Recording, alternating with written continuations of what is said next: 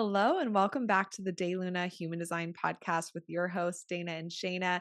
Today we have on an amazing special guest who we loved from the moment she hopped on the call. You're going to fall in love with her, and she is brilliant. She's a genius. She's so helpful, and she's also really warm and cozy. She is an emotional generator, and you can feel her sparkly lit up generator vibe. She doesn't know too much about human design, which was really fun because so many of the things that she was saying, it's like, oh my gosh, of course, because you're a generator.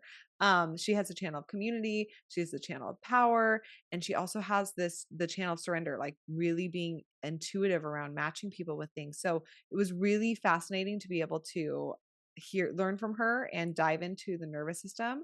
So I'm just thrilled for you all to meet her in this space as well. Yeah, Victoria is a master certified somatic life coach, a UCFS trained family nurse practitioner, and a breathwork meditation guide with a passion for helping humans socialized as women realize that they are their own best healers by reconnecting with their bodies and minds so they can break free from codependency, perfectionism, and people pleasing to reclaim their joy. So, those are three big themes that we cover in this episode: codependency, perfectionism, and people pleasing. Raise your hand if you've ever felt those creep in. Mhm. We're just so grateful to have this conversation. Make sure that you grab your pen and paper to take down notes of the things that she teaches, because I feel like there was so many good languaging that she used and tools that you can come back to that are really helpful. Okay, so without further ado, let's welcome on our guest for the day. We are so excited to be here with you. I'm already celebrating this conversation since we've gotten on this call. It's just felt like so exciting to be here with you. So thank you for being here, Victoria Albina. How are you doing today? I am doing great. Yeah, it's so fun to be with you. I love when I meet open-hearted humans and within 2 seconds you're like making jokes and connecting and being fun, and it's like this immediate feeling in my body of like connection that just feels so good and safe to my nervous system and really supportive. So we've been on this call behind the scenes for 3 whole minutes and I already feel at ease. So thank you for being you. Shall we I use? love that. I Me love that so too. much. It's so true. Like, I really never take for granted anymore when you meet someone that just feels so good to be around. It's Right? such a gift, It and is. you really do feel it on every cell of your body. It feels Yeah, like a celebration of life to be totally. together. So It's I'm nice. really grateful. And Yay. we've been following your work for a bit now. One of our team members actually introduced us to you. She's like, "You have to have Victoria on. She's Aw. amazing." We went and looked at your stuff, and we just absolutely love the way you communicate. We love your essence, the Mm. you-ness that you bring to the Mm. work that you do. Because I think that learning about the nervous system is something a lot of people are doing in the current times. It's become kind of a buzzword. There's a lot of teachers out there, and meeting your frequency and the way that you communicate it, it just hits home on such Mm. a soul level. So I'm really grateful that you're here. I'm excited for our community to learn from you. But I'd love to just kind of start us all off, if you don't mind. Could you introduce yourself to our audience? Tell us just a bit about who you are, what it is that you do and share and teach. Yeah. So I was born on a rainy Friday. You don't want me to go back to 79? No? A little I mean, further you could, sooner? you Just a little could. sooner? This is a 27-hour interview, or how long do we have? I'll cut to the chase. We'll fill it in later. So I'm a family nurse practitioner by training. I worked in functional and holistic medicine. I was an herbalist and a birth doula first. So I come from crunchy granola, but I am very much a nerdy nerd. So my work is the place where the science and the woo meet, and where they are both held in deep reverence. I'm an epidemiologist by training. I have a master's degree in public health, and I believe in science, and I believe in the something more, right? And the things that we cannot quantify or qualify or understand through a randomized control trial, right? I believe in fate and intuition and in gut feelings. And I understand that gut feelings are part and parcel of a nervous system and vice versa, right? It's both and so I bring all of that to my work. I worked in primary care for a very long time, had a functional medicine practice in Manhattan in the before times. When my clinic space shut down in the pandemic, when it first started, I was at this crossroads where I really got to pause and really ask myself how I could be of the most service to humanity and what really lights me up, right? What is the best use of we're not here for long, right? So, what is the best use of my time on this planet? How can I be of most service and support to myself and the world? And while I love clinical work, my passion really has always been one step deeper, right? In asking the super nerdy why, right? That's what functional medicine is. And so, what I had been seeing clinically for the last decade or so is I would give people the right test, the right supplement, the right medicine, the right pharmaceutical, the right, and they would still feel like monkey poop at the end of the day. And so a smart woman says, "My God, why?"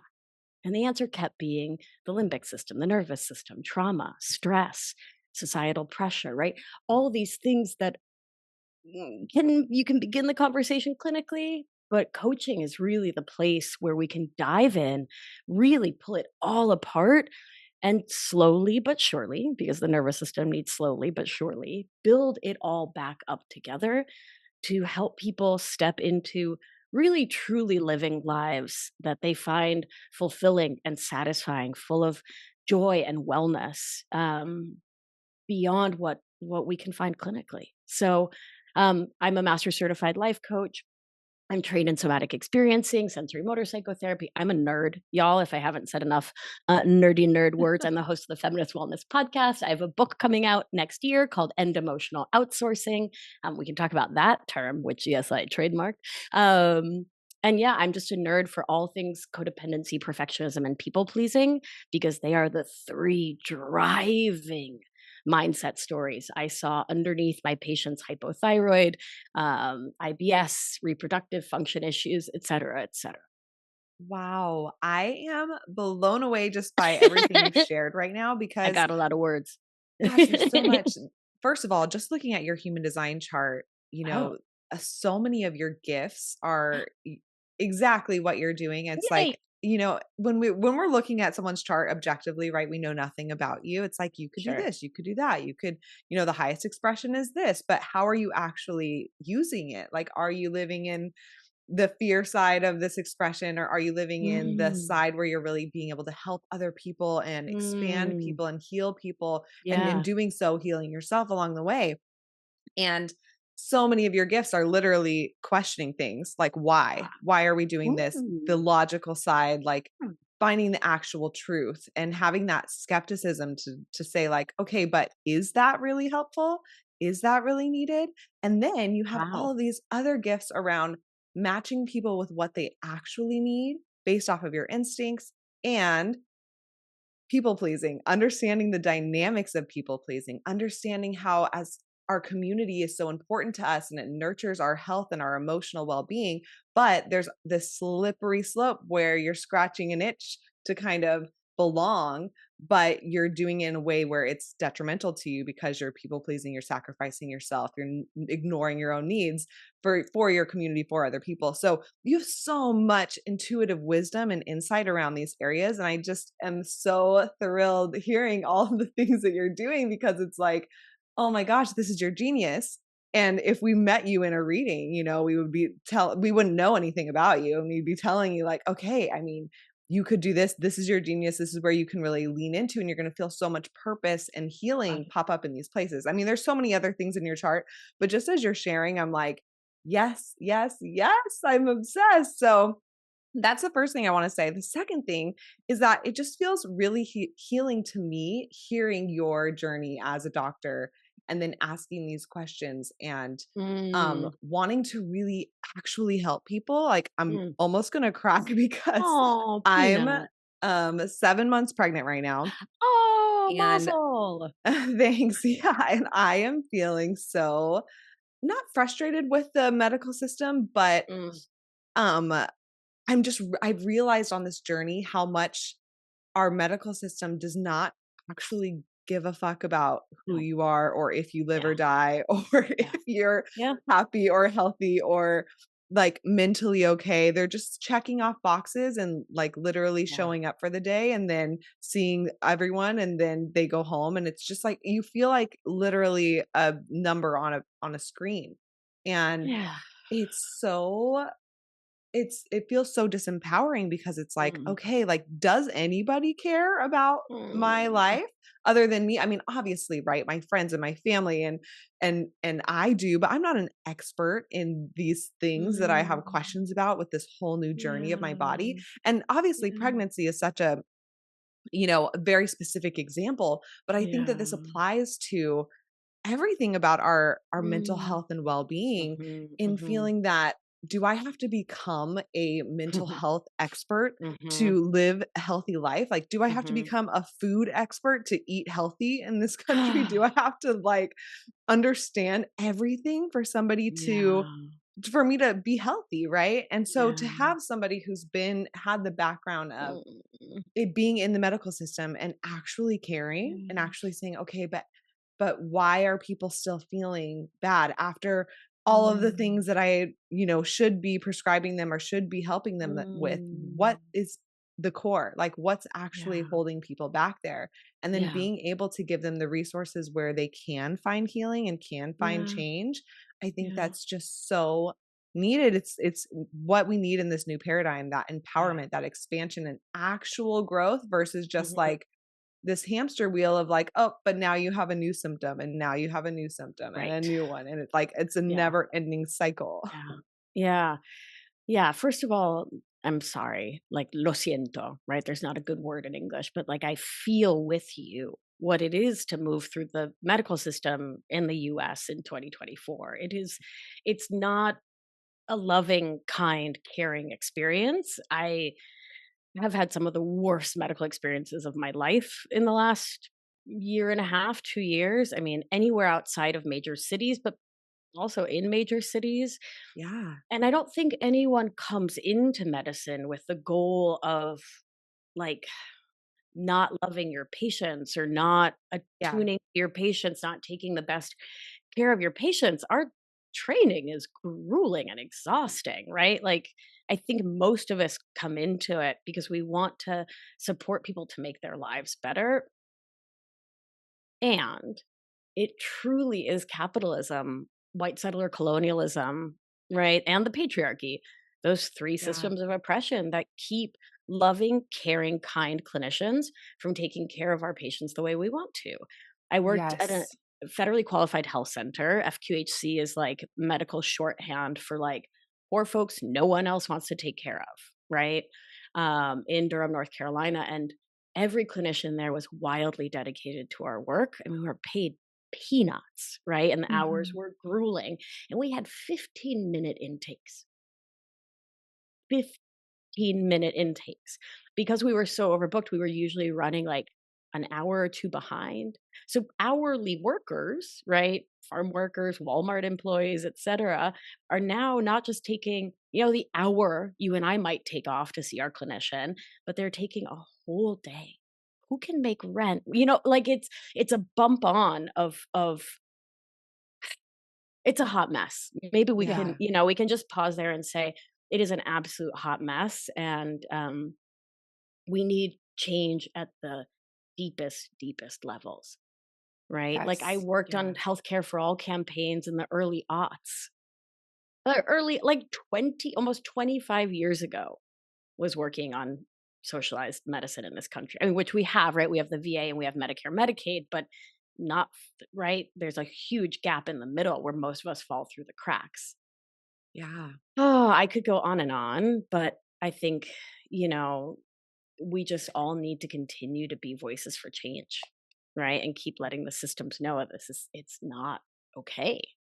Right. Yeah. And I do think we unfortunately need to become the self advocates you were talking about. So I came into medicine because nerd, one, but also because I was wicked sick. So I grew up with what was later diagnosed as irritable bowel syndrome, which is like IBS's garbage diagnosis. It's the laziest diagnosis on this planet. It means I didn't find anything you could sue me for, so it's IBS. We now fast forward, 35 years, we know it was small intestine bacterial overgrowth. I had blastocystis hominis, Helicobacter pylori, but no one was figuring it out. So I became an herbalist. No one was figuring it out. So I went to UCSF, right? So I could get a license and I could order the DNA PCR test to figure out what the hell was going on with me. Yeah. Right. So I took it to the extreme of spending 6 years in school, well, longer with herbalism, like a decade in school, because I was not getting care anywhere in any medical system. Yeah. Yeah. So it's rough. And the system, I mean, with it being so capitalistic and it's kind of a system that c- perpetuates that cycle of doctors feeling trapped and then feeling Yes. like they're barely keeping up and then people Yeah. feeling trapped and like they're barely keeping up. Like it Right. creates this symbiotic Or like a destruction. vicious, And vicious loop. yeah, Yeah.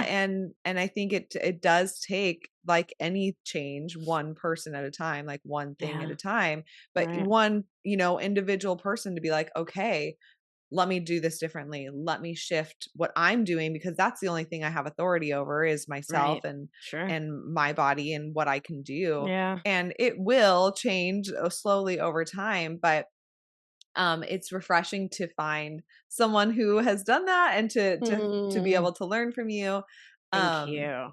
but yeah, with that, it's so funny. Even now with IBS and with you know, uh learning about our guts and the intricacies and how much our gut health is affecting our overall health. I I like went through the process of setting up a primary care in my new town that I'm in. Yeah. And then I started working with a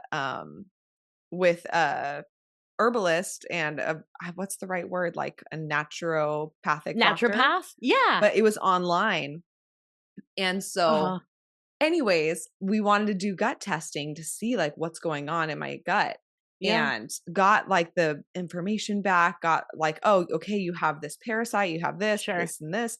And so I bring it to my primary care to Oh, be like, okay, I need to get no, no, these, no, no, no, no, things to, no. and like No, no, literally she no. looked at me like I was a Insane. mental patient. Yes. Like I needed to be 100%. put away. And she was 5150 so immediately. Yep. upset. Yeah, Hmm. 5150, Hmm. like so Immediately or crazy to sooner. me. Yeah. Yeah. Yeah. And it Yeah. was this moment of like, shit, now I got to go find another primary care, which means finding a time on their calendar when they can work out and then going to have the long appointment where you talk about all your history. It's like, who has time for that? Like, It's I'm bonkers. very privileged where I can take time to go Sure. to those, but the Yeah. majority of the world is not. Like No, mate. that appointment, finding a primary care takes hours, like literally, and Oh, you have to yeah. set it up like weeks in advance.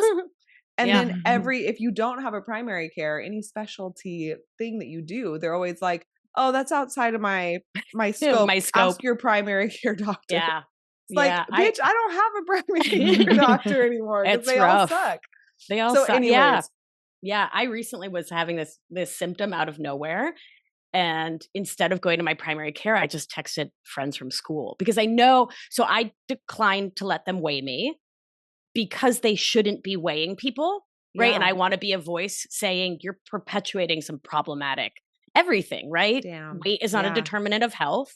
I will not let you do. And the harassment, like the medical assistants are like, but yeah, you have to get weighed. No, ma'am, I decline. But you have to. Thank you so much. Actually, I'm the patient, which means I employ you and I decline. Right. And they push and they push and they push. yeah, Every time they say, "What's your race?" And I say, "No, I won't participate in that because race and ethnicity actually have nothing to do with those are not those are not determinants of health. Right. You're wow, leaning on social determinants. You're being lazy. Right. wow. Yeah. And Oh so my And I gosh. just decided not to go in and I just called a bunch of girlfriends and got lab orders.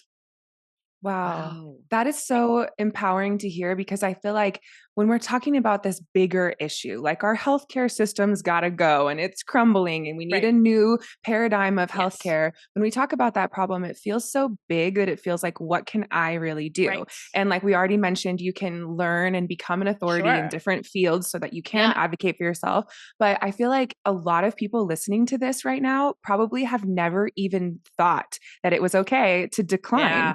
I something like didn't that. know. Yeah. No, I had like no Yeah. idea. we're not taught that. We're taught if this Yeah. person has a white coat, they are an authority over you, period.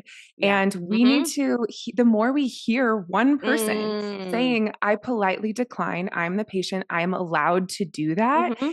just hearing that one thing, it's like so simple, but it was like a Yeah. mind blow emoji moment for me, and probably Yeah. for a lot of Yeah. people listening too. Yeah. Yeah. I mean, we really do get to say, I'm choosing to come here for my wellness, and I get to set the parameters around that.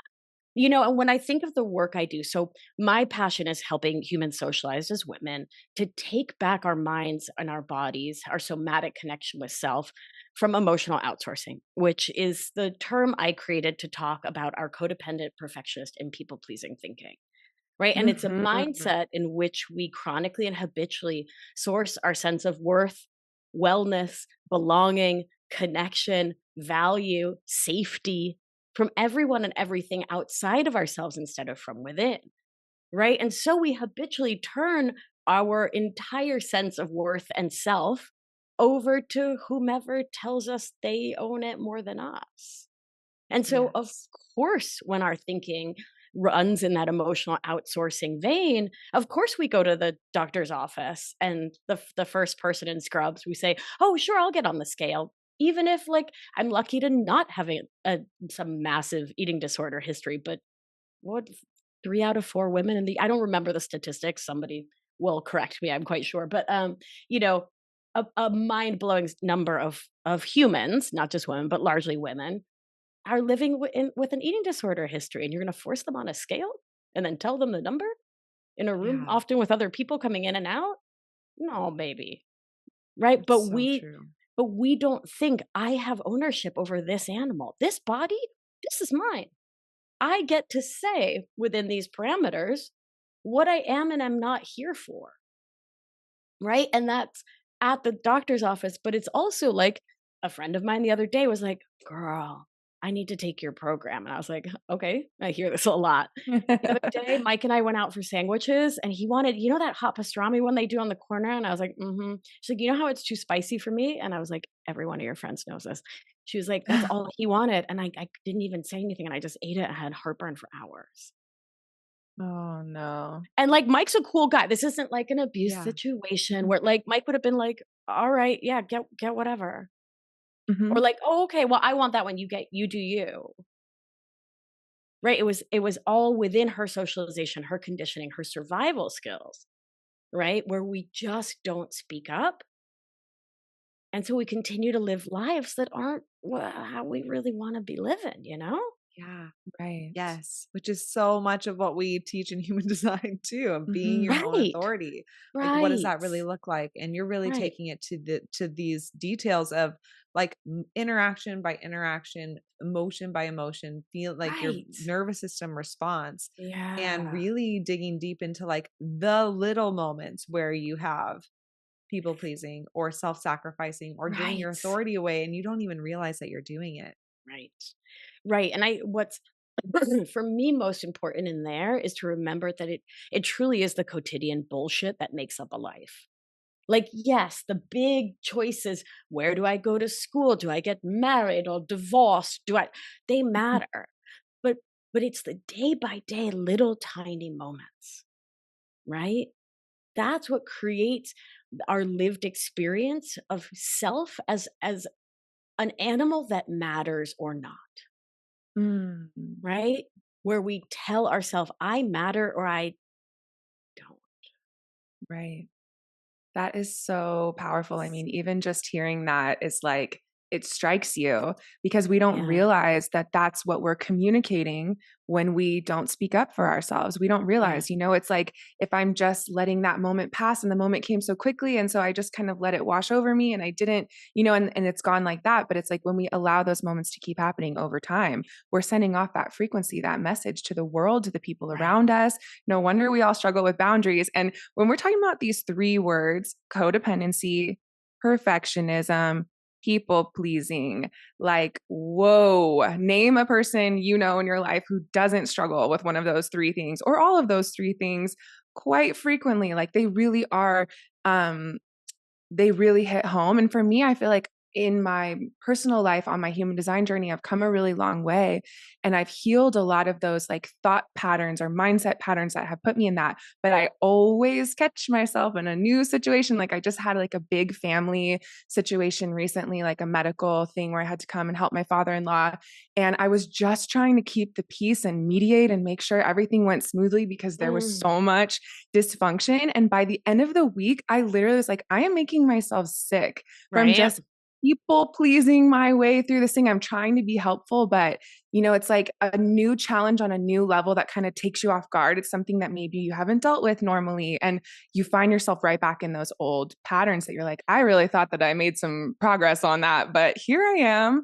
And, catching myself in that moment with compassion and awareness instead of beating myself up. Right. Right.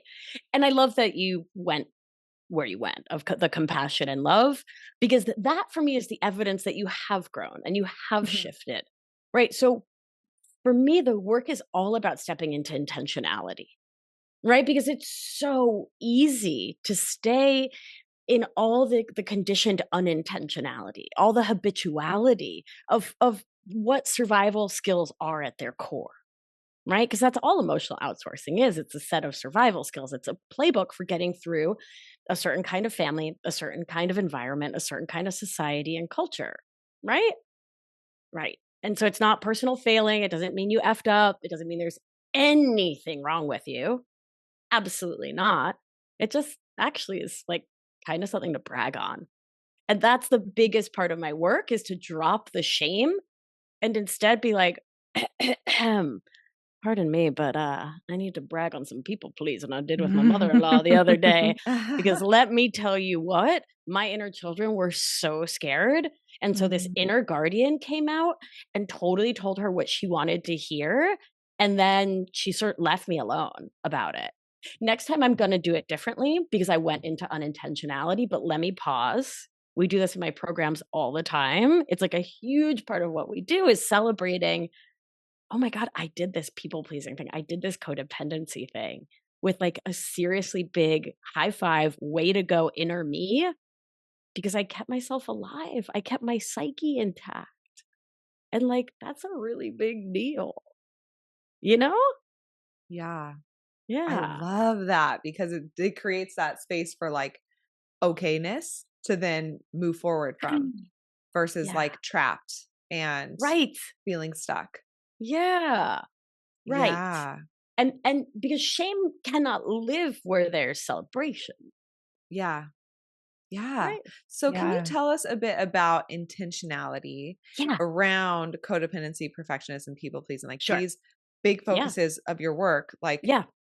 what are some things people Yeah. can start doing in these areas, or how do they even notice when they're in perfectionism or codependency and people pleasing? Like Mm, obviously there's like the yeah. huge ways that you notice like, oh shit, I'm, picking myself apart, or oh shit, I'm, Right. said yes to that thing that I really hate, or there's like the Right. big signs, but Totally. I feel like the small things, that's actually where that's the most powerful. For sure. For sure. So for me, it's all about somatics. So just in case folks are, I feel like we've all like you said to start our conversation off, like hashtag heard about it. People are like, I think somatic is like, that means dancing or something. Right? Because it's just become, my God, I saw somatics for weight loss the other day. And I was like, what bridge can I throw this phone off? Right? Because I've been studying this and working in this field for like 20 years. And I'm like, oh my God, it's not. Taking a breath. So soma means body in Greek, and somatics is the study of the body in its wholeness, a return to the body in its wholeness. Yeah, and so its wholeness means its wholeness, honoring all parts of us, right? And bringing our awareness and our presence, our compassion, our care, our curiosity to every single little part of us. And that does mean the parts we don't particularly love or that don't serve us now in the adult lives we want to have. So intentionality really is about starts with that, with the work of stepping into our wholeness, stepping into awareness of how we are, who we are, what it's like to be our body, right? And how our nervous system shifts and moves in different moments. I'm speaking vaguely and philosophically. Let me get really practical. So here's a moment I was coaching on the other day. This a client of mine had this amazing day at work. She was super excited. All this great stuff had happened. She comes from a home with emotionally pretty unavailable, immature parents where sharing her real life, good, bad, ugly, just was not the choice. So, quick note, people pleasing them. Yeah, school is great. Thank you. How are you? Genius move for a 6-year-old, a 12-year-old, right? Until she was out of that house, keeping them out of her life while it made her feel lonely, alienated, isolated, right? It wasn't good for her, but it was a great choice. Does that make sense? Yeah? Mm. Yeah, I mean, it's like what your body had to do in that moment to protect you or keep you safe or get you through it, keep you Yeah. alive through Yeah. something. So it's like Exactly. there's no mistake that happened. It's not like your body did something wrong. It makes Yes. sense. It's just then seeing that it wasn't helpful for you bringing forward. Right. Exactly. So fast forward, she's a grown up. She's in a partnership with a human she absolutely adores. Text them on the way home. Babe, I'm so excited to tell you about this thing. They get home, right? They sit down to talk, and her partner's phone buzzes, like all of ours do when we forget to put them on airplane, right? And out of habit, her partner like just looks at the phone. Inside, within a second, her body goes, abandoned. I'm being abandoned. Shut down. Shut down. And she goes, forget about it. Anyway, how was your day? Tell me how. Okay. So I know Chris wanted to talk to you about that Excel sheet you put together. How was that? And expertly, completely changes the subject, steers everything away from her wants, her needs, her excitement, her getting care, her getting support. Right? Because this is her A+ level gold star nervous system level ninja move, right? Or the Wow. attention's not on her. It is hurting her so deeply. But to her nervous system and to her inner children, it's the way smarter move, right? Because Yeah. if she shared as a 6-year-old with her parents and they looked away, they shut down, they weren't interested, they weren't attentive, that was tantamount to death to a 6-year-old. Right? Your parents are the only thing that will protect you from the lions and marauders that are obviously coming. Because and you weigh 40 pounds. What are you going to do about it if your parents aren't on your side? So we have to, as children, believe that they are pluripotent, right? That they are everything, that they are absolute geniuses to not be questioned. And we carry that into adulthood, right? We decide we are the problem. And so those are the little moments where when we practice somatics, nervous system attunement, regulation, awareness through the body, we can feel that happening before we shut down and can feel like, so for me, when I start to shut down, it's like dark gray curtain descends from behind my eyes through the middle of my chest and lands thwump into my pelvis. Mm. Mm. And it goes slower and slower and slower now so that I can feel it when it's sort of just starting to sort of unwind. And I can say, whoa, hold on. Okay, I'm tuning in. I'm going inward. I'm feeling that shutdown feeling start, right? If 10 is, hey, tell me about your day. I'm gone. I'm not in the room. I'm a million miles away. You've lost connection with me. I've lost connection with me. It's a 1 or a 2. Right? Then I can ask my body and be in communication with my body to bring myself back through somatic practice. And then I can bring mindset work on cognitively to say to my smart brain, hey, smart brain, I know you're playing that old cassette tape that says abandonment run, abandonment run. Totally get it. I understand why that was activated. And your loving, kind, incredible partner who adores you more than the moon loves the stars, just like had a reflex and looked at a phone. It literally doesn't mean anything about your safety. I know it feels that way. Totally know it. Right? While snuggling the inner children, while working with the breath and working with the body, I am safe. I am safe. Right? Nothing's gone wrong here. The story says something has gone wrong here. Right? So that's when I'm talking about intentionality and using the nervous system and active awareness to shift our experience of life away from that old codependent, perfectionist, people-pleasing habit into interdependence. This is what I mean. Wow. Mm. So I love this example so much because I think a lot of people can really relate to it. Right? And I relate to it just hearing it Sure. so many times Yeah. where I do that. And I just thought I was being, reading the room and, and not necessarily aware of my nervous system response and that it is coming from a place of like pain.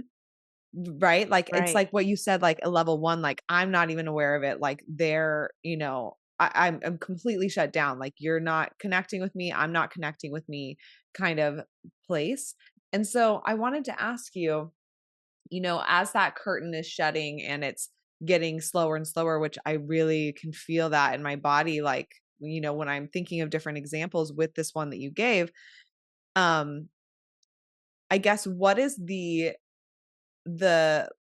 uh outward example of what that would look like in real time after Mm, obviously you've been doing this work to understand your nervous system and to notice these right. signals, right? You feel the curtain closing. Does that then look like, breathing through that and then choosing to be like, okay, this is what happened today and sharing that Yeah. exciting thing anyways?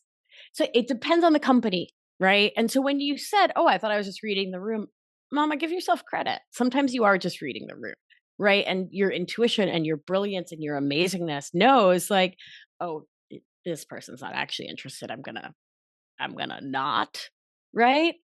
But the Yeah. problem with stress, distress, and trauma and the way it gets written into the nervous system, the limbic system, where our fear center, our amygdala lives, is wicked binary. Like wicked binary, which I'm sorry, I'll translate. That's hella binary for the West Coast. And sorry, I should really be a little more accessible in my language. Sorry for that. But the limbic system is yes or no. It's cobra or stick in the grass, lion or tabby cat. It doesn't, there's no in between.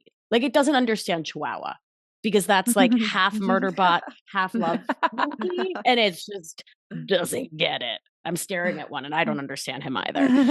So, so it's really about bringing your intuition in so you can bring the nuance that your limbic system, your amygdala, your fear center doesn't offer. Does that make sense Mm, to start?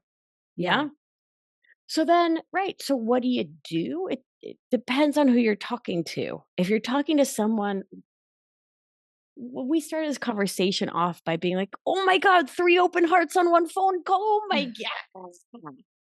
So I think if I was sitting with either one of you, I'd be like, hey, first I would get consent, right? Because feminism and love, consent always. Also, it's a way to protect your tenderness, right? And have more loving conversations. Hey, I just had a big feeling. Can I share? Like, do you have space to hear what just happened for me inside of me? And if that person's like, oh no, I'm wicked overwhelmed, I'd be like, cool, thanks for sharing. And that would sort of be that, right? And then pattern recognition, if that's what keeps happening, then that's not a watering hole I'd go back to, right? But if it's a one-off and someone's like, "Oh girl, you know what? I no. I just." But then next time they're like, "Yeah, baby, tell me what just happened." I would take note. Okay. So I'd Mm, get consent. Do you have time? Do you have space? Do you have energy? If I get a yes, I'd keep it focused on me. So when you just looked at your phone, and I'm not making, I don't care if you look at your phone. It's not, this isn't a conversation where I'm asking you not to look at your phone. I'm talking about what happened for me. That activated, you know how I've always told you my parents never paid attention to me. And it always felt like I was like raising myself and my little sister, and no one was there and no one cared. All of that just came up for me in that 1 second. Isn't that intense? Like all of that, right? And then I would stand in my strength, right? With my most loving inner guardian on board, which is some of the big work I do with my clients is to connect in with deep inner love, right? So I can have my own back because that person might go, "Oh, baby, wow, all of that just came up for you. How can I support you? Would you like a hug? Would you like to go for a walk? Do you need me to draw you a bath? Do you need, right? Like they might menu out some options or they might be like, damn, that's intense. because I looked at my phone. Are you kidding me? You're guilt. You know what I mean? So there's all these inflection points, right? Where we get to continue to choose to have our own back and to show up with love and care and compassion for ourselves and the other person, but also recognizing like when it's time to walk away, right? Yeah. Which we historically are not particularly skilled at that from emotional outsourcing, right? Yes. We're like, let me give you another chance, let me give you another chance, let me give you another chance, let me give you another chance until we're Yeah. exhausted. Yeah. So with this example of, Yeah. your loving partner who just had a Yeah. reflex, right? Sure. And it's like, okay, like you're noticing the curtain shutting Yeah. and then saying like, whoa, I'm having a Right. reaction to your Yeah. phone. Like, can I, Yeah.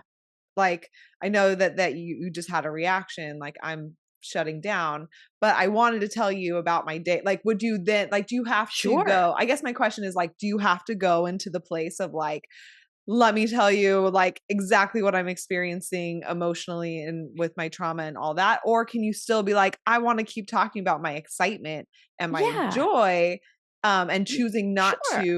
choosing not to shut down? Like, you know what I mean? Absolutely. Like, is there Totally. like a pivot with it where you can like see it Yeah. yourself, but not have Yeah. to like air it out?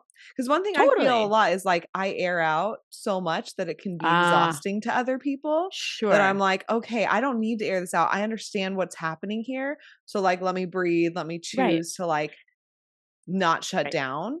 Because like sweeping under the rug is something that I've been Yeah. observing lately in Yeah. general, like in my friends and family and loved ones and myself, of like these small places where we sweep things under the rug because we feel like Mhm. nobody noticed that, or like it's not important, or it's going to take up too much space, or it doesn't Right. really matter because it's like we have bigger shit to deal with right Right. now. Totally. And I think so many of us sweep shit under the rug all Right. day long, that Yes. then like years later, like it's tiny Right. little specks, right? But like Right. years later, it's like, damn, like I got a Massive really dust bunnies. lumpy Yeah. floor. Yeah. But Well, I so I'm just curious, like the difference between like, um, the work that you're doing for yourself, like, does it need to be so aired out? Or can it just be like your intention and your Sure. awareness Yeah, and I it think depends? it's intentionality again. So if I was talking to someone who didn't feel safe, my intention in not bringing it up would be overarching safety. Where, like, particularly if my goal, I did not have the goal of building a deeper relationship with that person, right? Yeah. Like, and I can mean safety on the level of like an unemotional, emotionally immature parent, where it's like any information you give them will be hurled against you ASAP, or even like my nosy neighbor Debbie, right? Like, I don't need to give her any information. I'm not planning to. So like I wouldn't air it out with Debbie, not because there's anything wrong with her, but because like I don't know Debbie. But like I Yeah. definitely wouldn't air anything out with my mom because I don't trust her. Right. So with a partner, here's the part. I heard you say something like, I felt a worry under there that if I share too much, it's overwhelming to other people. Mhm. That's where consent comes in. So consent and intentionality go hand in hand. So that's when we say, my love, I just had this big reaction. Do you have the space to hear about it? And do you want to? And then we have to do the, I know, horrifying thing, and I'm not like, I'm being very earnest here. We have to trust them. And oh my God, it's so hard. It's so hard. It's so hard. It's so hard to trust when particularly folks who come from emotional outsourcing. It's still sometimes challenging for me to this day to trust other people when they say, yeah, girl, I got you. This voice in me is like, no, they don't. No one will ever take care of you. You're completely on your own on this planet, right? And so I get to show up and be like, "Oh, I love you," to that voice, and then trust the person in front of me. And if they say, Mm. "Yeah, girl, lay it on me," then I'm like, "Well, this iron curtain," right? Mhm. So, getting consent and then trust, and but checking your intention, right? Are you not saying it because you don't want to create a feeling in someone else that they're consenting to feel? Mm, right? Yeah. What's your goal? What are you up to? That's like my number one. What are you up to? And I ask that of myself all the time. I'm like, what are you up to? What are you up to, little one? What are you That's an actually doing? amazing, amazing question to be Yeah. asking yourself, What are you because up to? it Yeah. helps you sort out like, why am I asking this? Why am I feeling Right. this? What is my intention here? And Right. as you're speaking, I mean, there's so many Mm, light bulb moments. One of the things mm, that struck me was our nervous system and the concept of time. Like, mm, time is mm, real on the 3D plane, I put in quotes, but it's also mm. like not real at all. And everything is happening all at once, on a spiritual level. And it's interesting, our nervous system, like in a conversation with our partner, we get triggered, we get immediately taken back to being 6 years old as if our body is processing it in that moment, and that distance Yeah. of time doesn't matter. Like that connection, you can jump so quickly no matter how Hmm. much time, until maybe you've done some rewiring or some healing in that realm. But I'm curious Yeah. to ask you, like, why is that true that our Oh, nervous yeah. system doesn't know the difference between right now and a thought in the Mm-mm. future or something that happened in the past? You are correct, my darling. Yeah, you've got that science perfectly. So, yeah, there's no time regulator within the amygdala, within the limbic system. It's the nervous Yeah. system.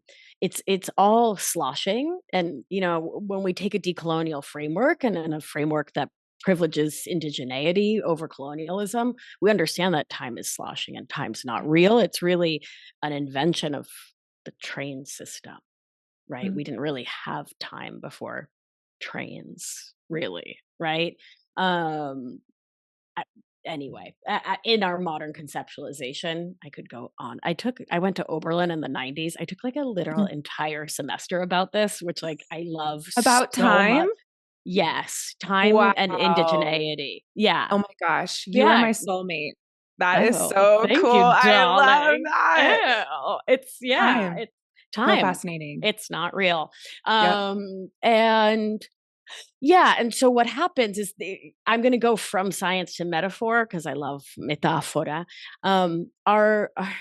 I'm going to talk about my favorite part of the brain right now, and I am getting giddy, like I'm like a schoolgirl crush, because I have a complete crush on the medial frontal cortex, which is just like the sexiest, bestest part of the brain, and it is the part. It's our third eye. It's our watcher. It's our consciousness. It's the part of us that watches us be us, and so it's watching us, and it's sort of feeling into the nervous system state we're in, and whether we're being kind to us or not. My nerds, mama said metaphor. Don't come at me with brain parts can't feel states. Duh, but stay with me. It's also got a hand, brains don't have hands, a hand on what's called the amygdala brake. And it's constantly watching us watch ourselves live life. And it's saying, is she scared? Do I release the amygdala, like start up the amygdala? I picture it like so you can either picture like a hand holding down the brake or like a lawnmower, right? Like how you pull the little vroom, and like you start being mean to you and it starts pulling the little chain, like it's gonna vroom, start up the lawn.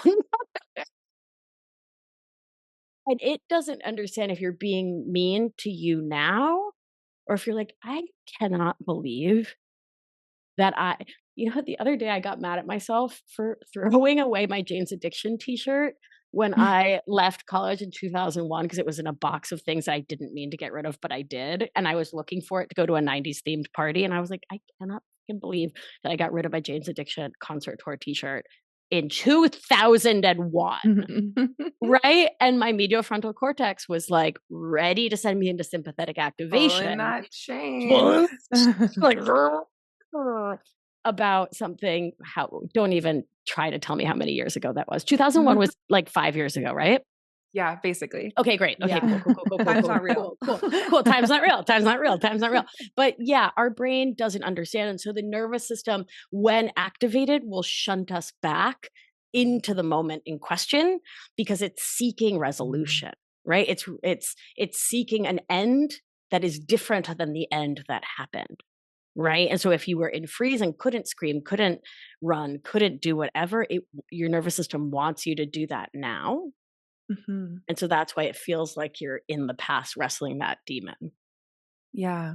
And So quick side note, fascinating. this is where somatic experiencing, the work of Peter Levine, comes in. We go back into the old cassette tapes that are in the medial frontal cortex and re-experience them. That's a somatic experiencing, and hold space for the nervous system to complete the stress activation cycle that was started in the back then. Right. Right. So if Yeah. in a moment of trauma you wanted to run, scream, hide, but you couldn't because you couldn't, in somatic experiencing, we create a container of safety, the most important part of this whole thing, get you solidly in ventral vagal, the safe and social part of the nervous system, and then take you back to the scary then, and allow your medial frontal cortex to experience you doing something differently. And so instead of pulling that chain and activating the amygdala, it's chill, right? It's rewriting the nervous system level experience of that moment. We're not rewriting your history or your memory. Come on now. Sorry, I'm preempting all of the like emails and DMs I get that are like, Yeah. "Well, can you Devil's rewrite your advocate. memory?" Yeah, I'm like, yeah, I'm prepared. I've been doing this for a real long time. And instead, we're rewriting the felt, the somatic, the sensorial experience of that moment. And then through a process called memory reconsolidation in the 4 to 5 hours after an SE session, which is what I do with my clients, it rewrites. So when that same old activating thing or trigger happens, you don't get triggered because you've removed the activation. What? Yes. What is this science? Come on. I'm It's pretty obsessed. wild. And then you It's see the results in other areas that you wouldn't necessarily, like you were saying, like IBS or like actual yeah. physical symptoms. Yeah. Wow. Bananas. That's so crazy. Bananas. I have a random question. I don't know if this Ooh. is like Syphilis. Is that the answer? Wait, did I get it? maybe. What about like if you can't remember, like repressed memories? Yeah. Like if you can't remember what the trigger is or like Yeah. remember your trauma, like your nervous system protected Yeah. you by Aw, good forgetting job, it. nervous system. Yeah. You can still okay. So the old notion that talking about trauma does anything to help is really outdated. Yeah. Talk I therapy has its place, right? Because it teaches us new phrases, new ways to think, new mindsets, right? Like new stories to tell. I'm not out here to knock it. I'm just saying for trauma, not the most usefulest because it doesn't live in the mindset, right? It doesn't live in story. And so we can actually work with the body on the level of movement, on the level of stress, on the level of physiology. And the brain doesn't actually have to get involved. Honestly, the less you think, the more better has been my experience when it comes to trauma resolution. Yeah. yeah. It's the body, right? Your Yeah. body. Yeah. I mean, something so interesting, like for me, with this whole exact conversation we're having in a breathwork session, I had this memory come up of being 2 years old. I did not remember this at all. It was right when my parents got a divorce, and I was laying in this bed with my dad and my brother at my dad's friend's house. We were sleeping on the kitchen floor because my dad didn't have a house yet. And I had this feeling like I was being buried alive in this mattress. Like I wanted to get up and leave because I didn't feel safe, but I couldn't. And I was getting buried alive. And I just finally, my body just jolted. Like I jumped, and like actually in real life, my body did that too. And it healed. I've experienced claustrophobia my whole life. Like even just being in a car, I felt so claustrophobic. Yeah. And from experience, I swear like 85% of my claustrophobia is just gone. I don't experience it anymore. Like I still have it a very small amount if I'm actually like scuba diving or something like that. That's actually really scary. But like in a car, I'm perfectly fine. And it's just fascinating how on a cognitive level, if you would have asked me if my parents' divorce gave me any trauma, I would have said no. And like my mind didn't really need to know. My body showed me this thing, unlocked this thing when I was in this experience of feeling safe and my body was ready. And it was totally surprising for me, but it was such a beautiful blessing. And it's just amazing how much it changed my daily experience and like just letting my body's wisdom do that work for me. Of course, it took my conscious mind to put me in that breathwork situation and, all of the things that I had to do to get there. But your body is so divinely intelligent and wise. And I think that's one of the things that we're awakening to is that our bodies are intelligent. We can trust our body, versus our body just being this dumb meat suit that has mechanical parts that do things, but that your body can't help you and it's not a safe place to be. Yeah. Yeah. And I think, talk about full circle. This brings us right back to talking about the medical industrial complex, right? Yeah. And how much those systems perpetuate this myth that mind and body are not one, and that, right, we don't have the tools we need within the collective, within community for our healing, right? It prioritizes and privileges two of the biggest fallacies of capitalism when it comes to healing. One, the US American myth of individualism as the route to anything, right? We do not heal in a silo. We need each other. There are few things as healing is being witnessed in community, right? Mutual aid is everything. It's part of why I don't do one-on-one coaching anymore, unless you've been through my programs, right? We need the collective. It's everything. And two, that someone outside of us is a healer. Anytime someone says, I'm a healer, I say, bye. Yeah. I will smell you later. Because, right, unless they're talking about themselves, I'm not a healer. I create containers. I hold space. I bring a crap ton of tools. Mama's done a couple 2-3 courses. Let's be real, right? I know a couple of things, but we all heal ourselves within the safety of the collective. Yeah, so this self-healers thing is garbage. It's the collective that heals. Does that make sense? Yeah, it's interesting because, a big part of human design is how discovering your uniqueness, discovering how different you are. Yeah. However, as we're going into this new paradigm, really understanding the difference between and the dynamics between being an individual and being a part of the collective and how they're both deeply, deeply symbiotic and needed. And you can't have health with one without the other, and how you need both.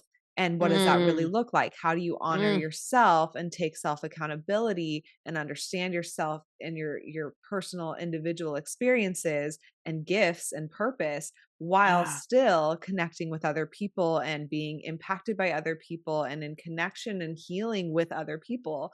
And that dynamic is so important. And we're really fleshing that out. Like it's confusing. There's not just one answer. There's not just one, pill you can take or like one answer or one doctor that can heal you. Right. Or one like president or guru. Like there's not one authority outside of yourself, because it really is learning how to become your own authority for yourself, your own healer, your own guide, while doing that alongside other people and connecting with them and learning from them and sharing with them and feeling them. So it's like there's so many there's so much that we're exploring and creating. And that's really the direction that human design says that we're going in. Like we've been in this collective energy of like my church, my country, my your doctors above you, and everybody who's Black is has these health parameters, and everybody who's a woman has these, and if you're in this weight, like we've been in this like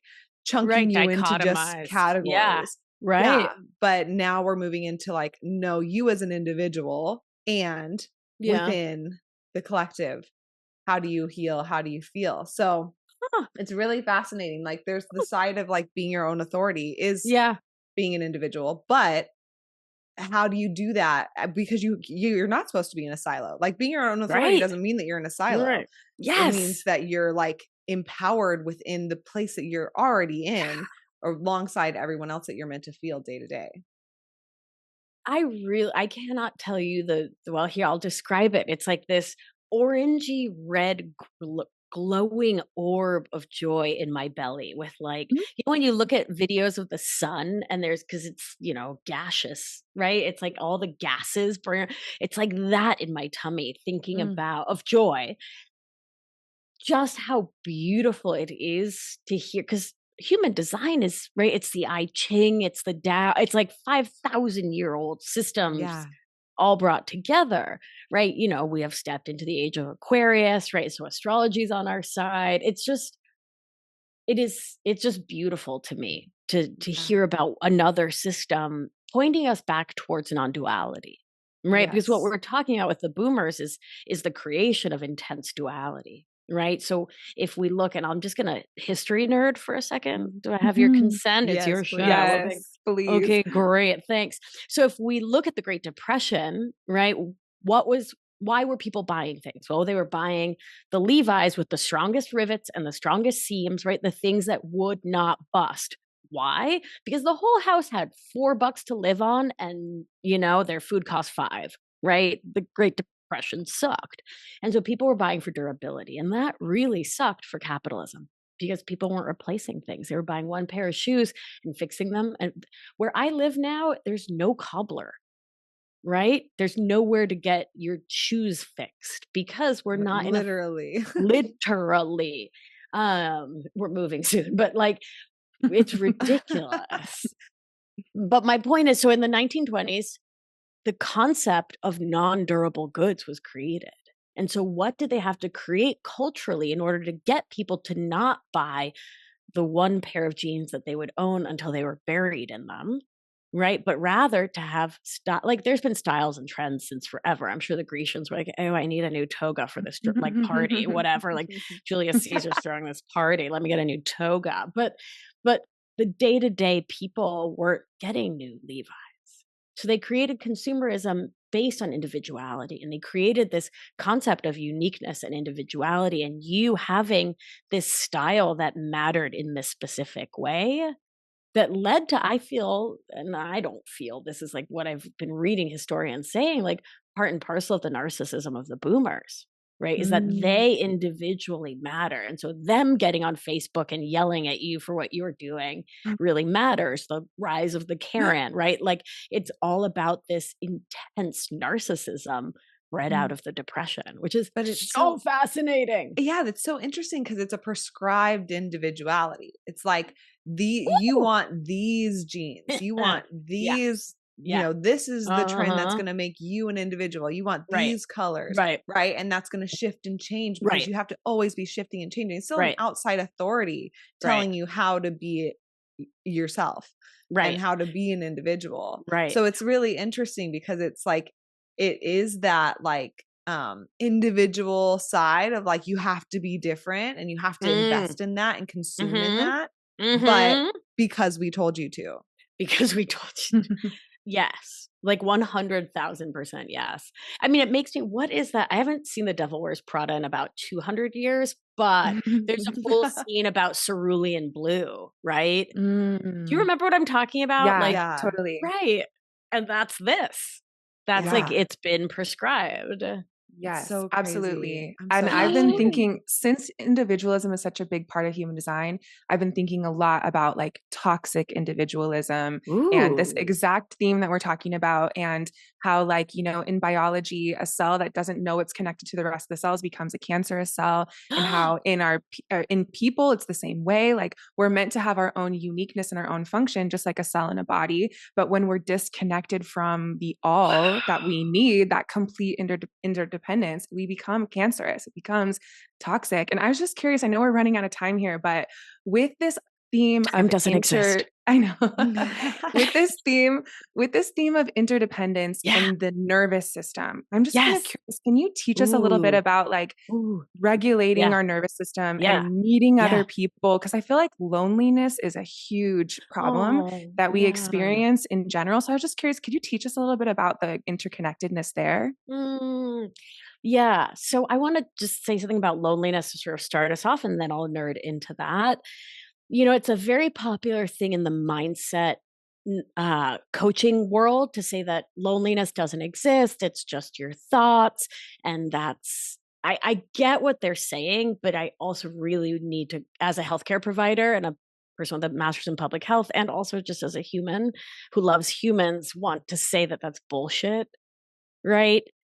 So life gives us life, and we can do what the Buddhists call shooting the second arrow, right? The shitty thing happens, that's the first arrow. And the second arrow is when we make ourselves feel bad about the thing that's already happening that we cannot control, right? And so that's the mindset part of like, yeah, if you're lonely and then you're sitting around thinking, oh, I'm so lonely, nobody loves me, right? Meow, meow, meow. Sure, you're going to make it worse. But I think what that often does is sort of victim blame and sort of leapfrogs over the real issue, which is this epidemic of loneliness. I mean, I think of Johann Hari's book, Lost Connections. I did just turn around and look at the bookshelf just to make sure I was saying the name of the book right, but which is all about substance use and a lack of connection. It's a fascinating read. He had some scandal which I don't remember and frankly don't care about because I don't know the details. But again, always preempting the hate mail. You like how 20 years into this, you're ahead of the game. You get used to how to do it, right? So loneliness is more dangerous than smoking, right? Is what we're finding. Yep. Right. And smoking was really fun in the 90s. I'm just going to put that out there. It was a really good time. And then we graduated college. We took our tongue rings out and we stopped smoking because we were grown ups and we got like real jobs with closed toe shoes. But like it was fun in the 90s, and loneliness is never fun for the nervous system. Right. And so there are 3 essential needs that the human nervous system has on a sort of energetic, I'm not talking acetylcholine, belonging and connection, worth and value, and safety. And loneliness hits on all 3 and negates all 3 of the things that make us feel balanced, regulated, okay in our nervous system. And so we talk about interdependence, and it's really interesting as a person who works in the codependency world, right? What people learn from what's written out there and from, gatherings, being very careful with my language here, as I'm sure you're noticing, that if we need other people, there's a problem, right? It's a relapse, right? There's a problem we haven't evolved or recovered from the disease of being codependent. First of all, the disease model can fuck the full way off, but we'll have a follow-up call all about that. Also, yes. Read chapter 3 of my book. But we do need other people. It is human, it is natural, it is normal, it is built into our nervous system. We are pack animals, right? We are not lone squirrels. But even like I watched that, my partner had COVID and I watched that Alone show, right? Where they're in the woods by themselves and some woman shoots a squirrel and then another squirrel comes out of the like tree and like holds the dead squirrel crying. Oh my gosh. I don't know why it's this fucking is a theme for me heartbreaking. right now. The squirrel? Dead squirrels? I Squirrels. swear in Wait, Mexico what? there was a squirrel in our room and there was a whole thing and it fell. It was a And- baby and then we And then helped he it. And breastfed on his breastfed the mom's mom. nipples. We watched the little baby But breastfeed. it took a my while to God. find the mom, like carried it to Oh my like a God. little place. And then when I'm back here, like I'm driving back, it's always happened on my way back from an OB appointment.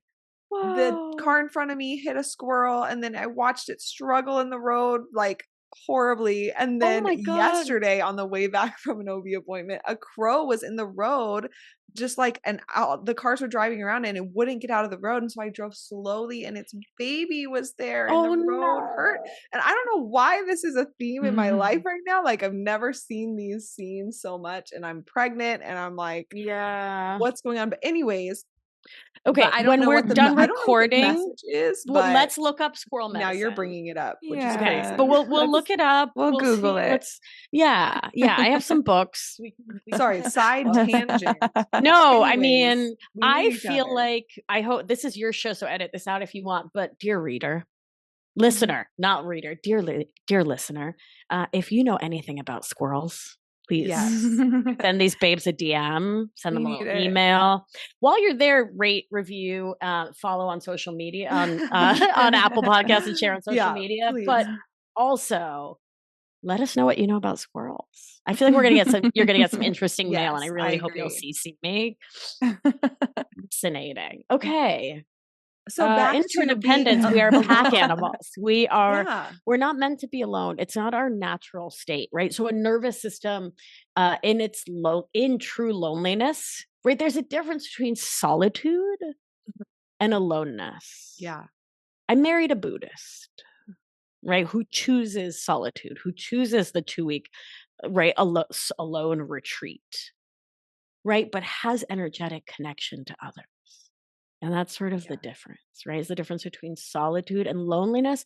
Loneliness is when your nervous system has nowhere to reach out to, right? Where it has no safe landing place, where there's not a sense of belonging, right? Like, so when Billy goes off for 2 weeks, Billy knows I'm here, right?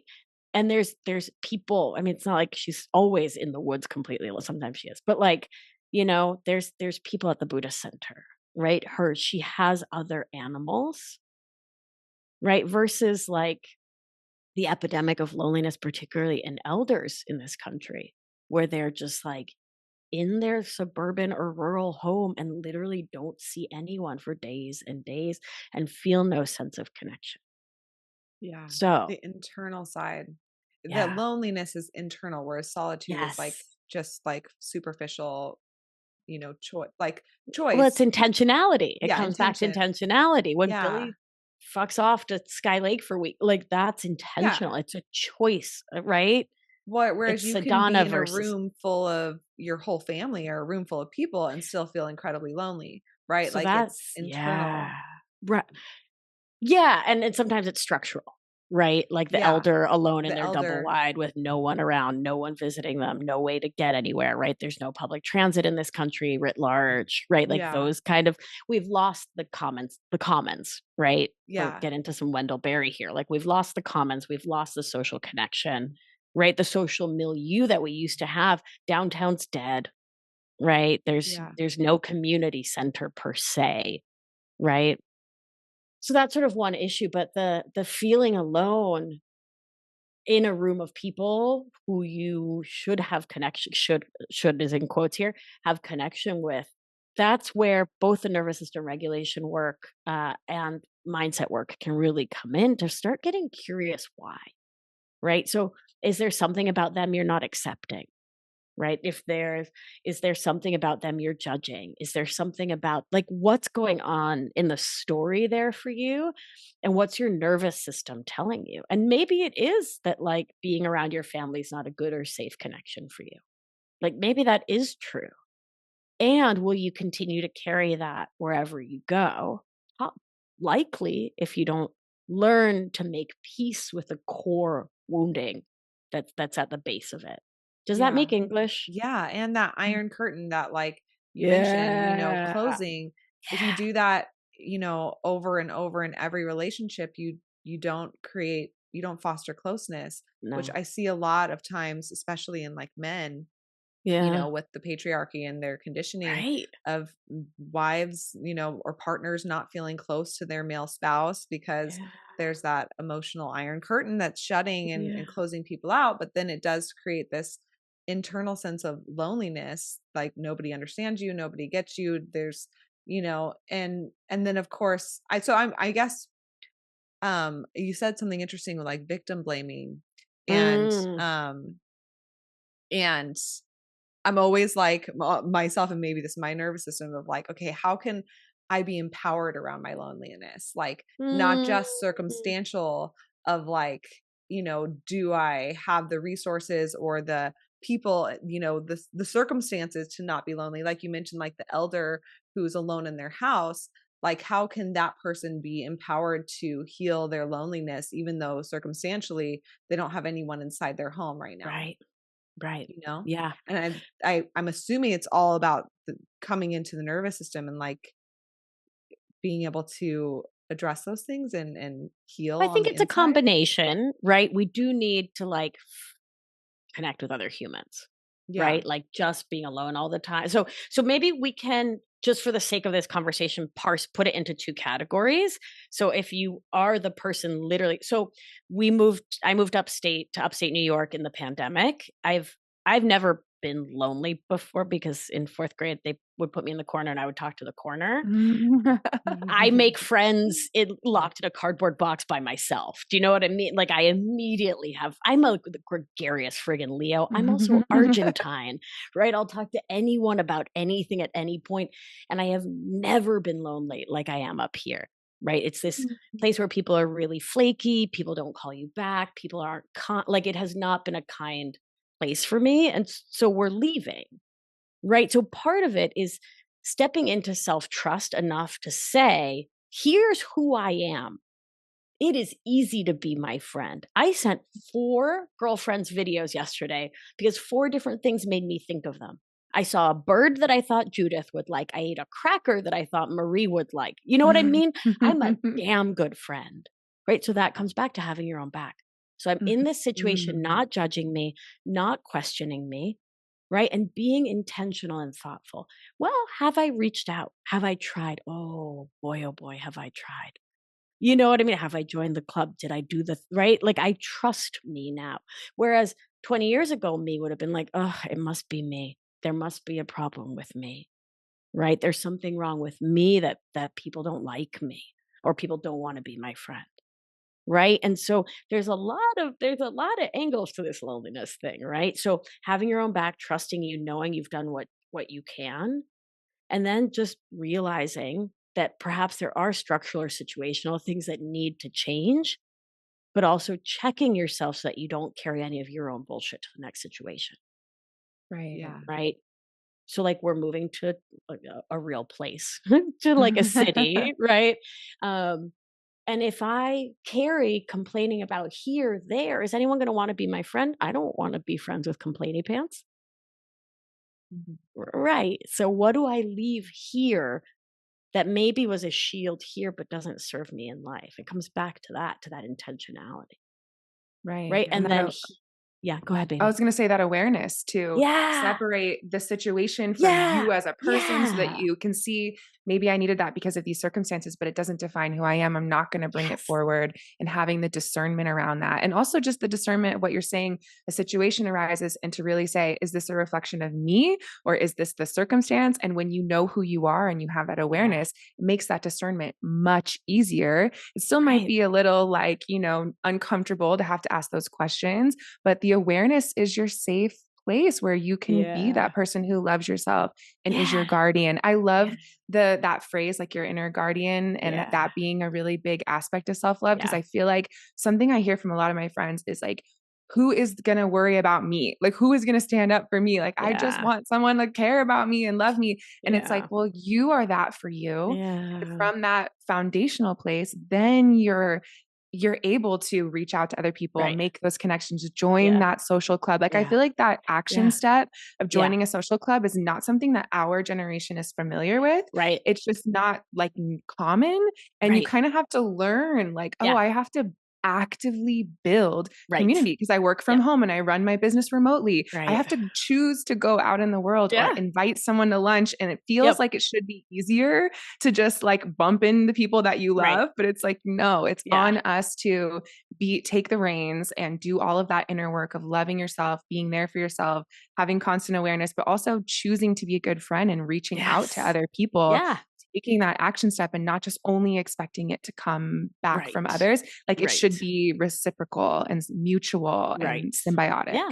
And that's how I define interdependence. Two Yeah. autonomous humans Yeah. standing in their autonomy and meeting in the middle with mutuality and reciprocity. Right. The both Right. ways. Yeah. Each person being autonomous too. That's Yes. huge, right? It's That's the huge. difference between the Yeah. codependent and Yep. interdependent is, Exactly. do both people have autonomy? Are both people being that loving guardian for themselves? And then coming into relationship to be able to exchange that. Right. And is there a power dynamic? Right. Because we're not both in our autonomy when there's a power dynamic. Yes. Right. Crazy. Interesting. Well, I am just so grateful for who you are. Yes. I'm so grateful for your brilliance. Oh, Like, you are just so brilliant and well, knowledgeable. And then thank you. I also love how poetic you are about the way that you give a voice to our nervous system so that we can understand it like a friend or like a person in our lives. It makes it a lot easier because I feel like these things are very heady and very, we can just get trapped in that mental Yeah. cognitive seeking understanding. But when we speak in metaphor, at least for me, it really helps you just get the essence of it, because it is something that is so natural. This is a part of who we are and how we function. And so I really, really appreciate the work that you do. I definitely would love to have you on for a second episode, because I feel like let's do it. I talked to you forever and we just scratched the surface. So maybe we'll see how our community, if any questions come up, maybe we can do this again. But as we're wrapping up, I'd love for you to share, where can our community find you and how can they work with you? Yeah, well, I have a special set of meditations, nervous system exercises, inner child exercises that you can get for free at sorry, hold on, we're going to pause. Dear editor, pause for 1 second. I have to check the URL. Sorry. No worries. I was on a roll and then, okay, she did it smartly. I have a new VA and so I just need to double check. All right. Do you mind if I restart just so your editor it'll be clean? Please. Great. So I have a special treat just for your listeners. If you head on over to victoriaalbina.com/DayLuna, you can download a set of meditations, nervous system exercises, inner child exercises, all for free, just for being listeners of this amazing show. And to say thank you for having me here. It's been amazing. You can also find me on the gram. I give good gram at Victoria Albina Wellness. My podcast is called Feminist Wellness. And my book, The End of Emotional Outsourcing, is coming out in the spring of 2025. So we'll keep an eye out for that. I love it. Oh my gosh. Thank you. I'm like so excited to go just continue learning from you. This whole conversation's been so fascinating that I had to like stop myself many times from going down like 10 different rabbit holes. So thanks for illuminating all of the rabbit holes around me. And I know our listeners will be so excited to learn from you as well. So thank you so much for being here today. This has been amazing. It's been a true delight. Thank you. Amazing. You all know where you can find us on our website, daylunalife.com, or on Instagram at DayLuna. And if you like this podcast episode, it helps us out so much for you to leave a review on whatever platform you're listening on. Truly, we do a happy dance every time that we read one. Also, if you want to learn more about human design and diving into healing in that way, you can learn more about our reader training on our website, daylunalife.com. And we just love you. We're so excited for this information to reach you wherever you're at and to empower you to have healing and move forward. So we hope that the rest of your week, you can start noticing that iron curtain and start slowing it down, start breathing through it, and lean into the resources available to help you really just take control of your body and your life and your mind and heal in the way that you're meant to. So we love you. Have a beautiful, expansive, open rest of your week. Thank you for tuning in with us today. If you like this video, be sure to like and subscribe to follow along and learn more about human design.